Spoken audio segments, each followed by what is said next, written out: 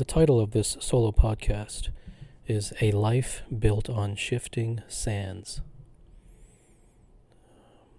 Imagine a man, a lonely wanderer. He's making his way across the earth. He comes upon a beach with an endless, shimmering sea. He's mesmerized by the sights. He decides that this is where he wants to spend the rest of his life. So he builds a house at the edge of the sea.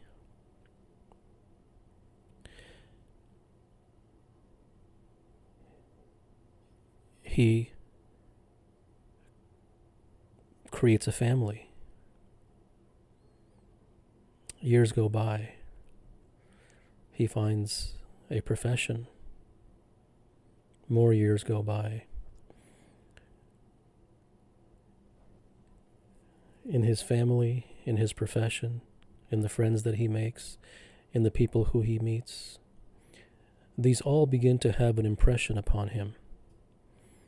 They begin to change him. All the while, the ocean waves lap against his house.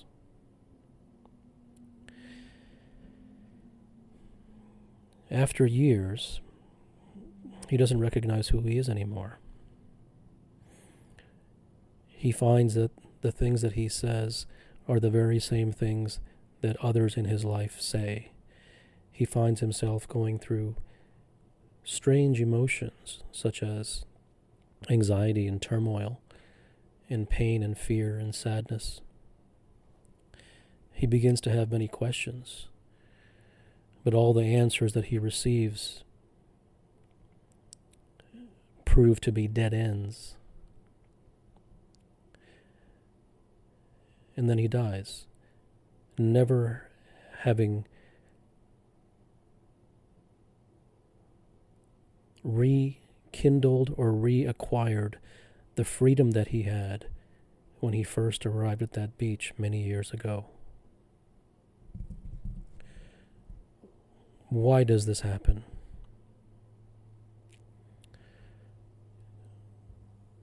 There is a belief, and it is an instinctive belief of the mind, that the procurement of things, the additions to one's life in the form of people and wealth and friendships and success, that all of these things bolster his life. They create more, quote, meaning and, quote, purpose, and they create a richer experience of life.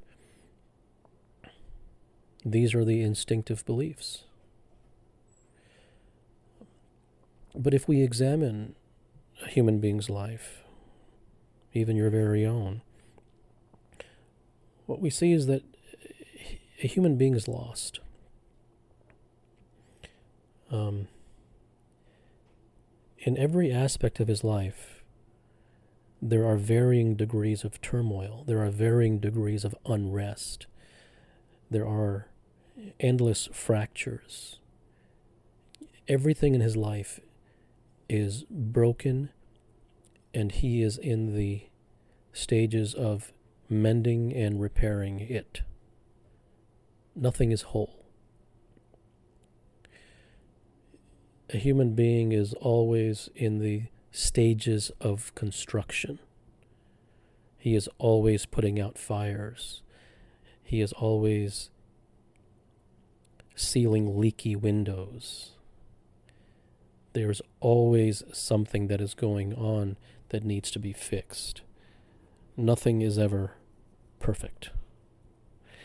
And society puts a nail in his coffin when it tells him that it isn't supposed to be perfect and that life is struggle. But the reason that life is struggle is because the human being believes that pleasure leads somewhere. The reason that he attaches himself to people and to things and to success isn't because he's dumb. It is just that he has not seen the other side. He has not seen that pleasures lead only to pain. And please don't believe what I just said. These things must be seen. That attachments lead to nothing but turmoil. So what is a human being's life? I mean, if we examine what it is, and this is all human beings. I mean, they're at varying stages of success and wealth and so-called happiness, and some have less conflict than others. But what is a human being's life? I mean, he lives in this society. He meets with empty people. He says empty things. He has a mind that does not stop chatting. He pursues things in order to help stop it from chatting because it's healthy for him. The things that he pursues fail at every single turn. He is told to keep practicing them because one day it'll come. He then reads books which tell him silly and stupid things which don't mean anything. He follows this one prescription after another in order to get somewhere. He never arrives there. He tries to make amends with family and friends, and those amends are broken by trivial things that he could never have predicted. He sends text messages back and forth which, without context, lead to the ending of relationships. He lives as an addict to his electronic devices. He reads news about politics that has nothing to do with him. He creates identities in the form of political parties and various different factions and groups in order to add so-called purpose and meaning to the emptiness that he considers to be himself. He uses exogenous substances such as alcohol and drugs and other things in order to anesthetize himself from the egregious and tragic state of his life. This is a human being's life. This is why I'm almost insulted when I see people smiling. This is why it is entirely silly and ridiculous to post happy face comments on Twitter and on bumper stickers. The most honest person will say, I'm posting a smile, but I'm doing so only to hide my sorrow. So what is it in this plastic life built upon shifting sands that there is to smile about? Sorrow is real. Smile is a camouflage. So when a life is built upon shifting sands, how, what other thing can happen but its destruction and demolition? It must fall, because the ground upon which it stands is false ground. It isn't the ocean's fault, and it isn't the fault of the sand.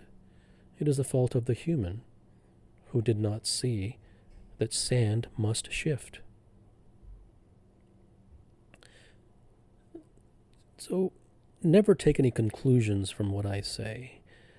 Don't put these things in your pocket for a rainy day and say that now you'll be able to understand something which will help you in your life. It won't help you, because you'll view it as a prescription. Whatever is going to get through, it's going to get through on its own. It doesn't need your help. And if you try to help, all you can do is interfere. So the life that we live is actually unlivable. The things that we look forward to lead only to more anticipation. Everything is a dead end. And naturally the question will then arise, then what is it that one should do? And when one asks that question, the reason that he's asking what is it that I should do is because he wants to get somewhere. If he didn't want to get anywhere, he wouldn't ask, what do I do? So the very idea of trying to get somewhere implies that there is somewhere to get. Then the person will become spiritual and clever and say, yes, I should just be. And then he needs to just be slapped by the spiritual book that he's reading and say, get over it. That's just another fancy prescription which leads nowhere. So, so in natural things to tell him, go ahead and be if you like. See where that gets you. Cleverness is the road to hell. No one in this world is real. No one speaks the truth. Everyone is interested in singing Kumbaya, sitting in groups holding hands, and commiserating over empty prescriptions that have gone nowhere, and spend their time creating new ones which they hope will go somewhere. This is an empty, meaningless, purposeless existence. And if there is freedom, which there is, if there is true peace, which there is, it lies precisely in seeing the full nature and breadth of the emptiness.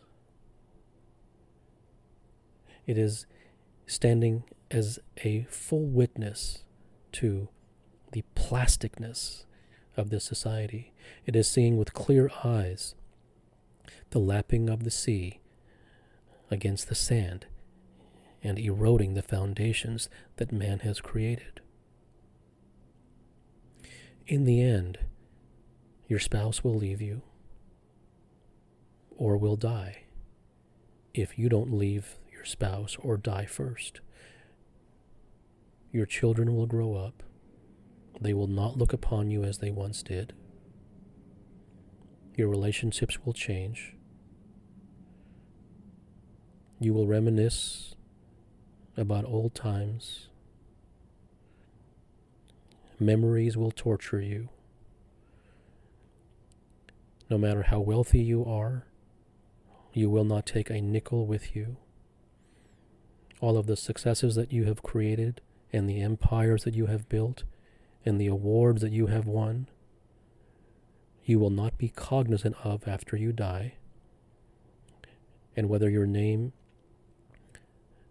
is celebrated and printed in books, or whether your grave is stepped upon, is something that you will never know. You will never reap the rewards of being celebrated, and you will never feel the pain of being stepped upon, because you will not be here. So all things lead to dust. And if there is a secret, it is to recognize that dust while one lives, so that he does not become attached to anything. And if you use this as a prescription to try to not become attached, you will gloriously fail yet again.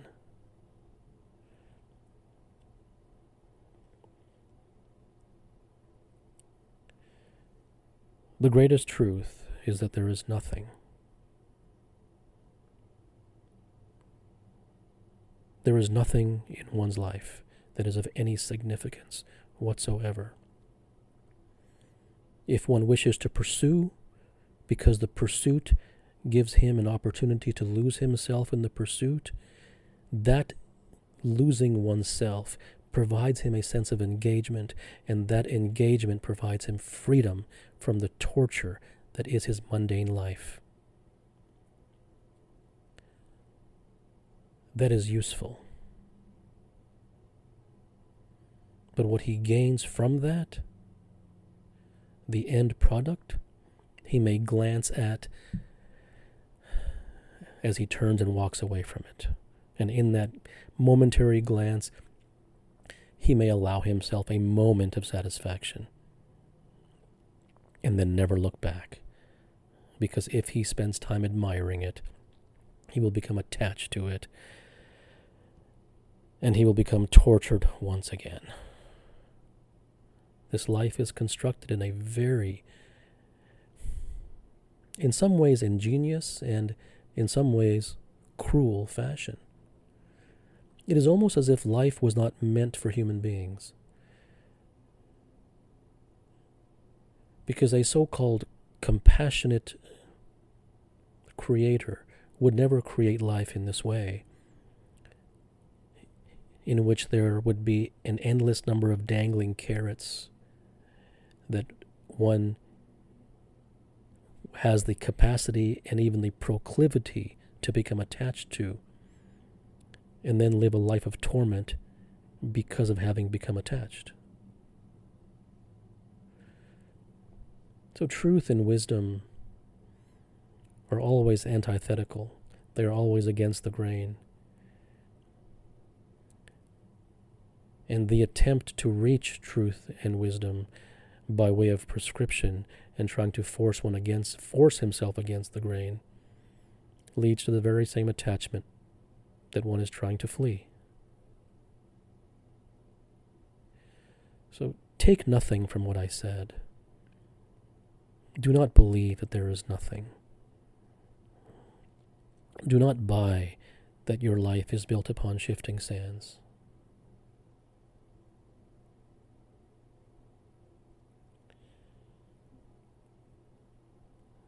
If you wish, examine this day. Watch the words that come out of your mouth. Objectively examine the things that come into your ears.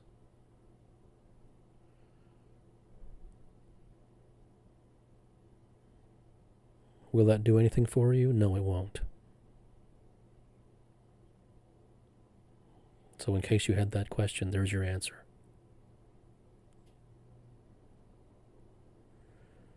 Freedom lies in viscerally coming to the realization that no one in this world can do anything for you, that all pleasures lead to destruction, that attachment is the road to hell,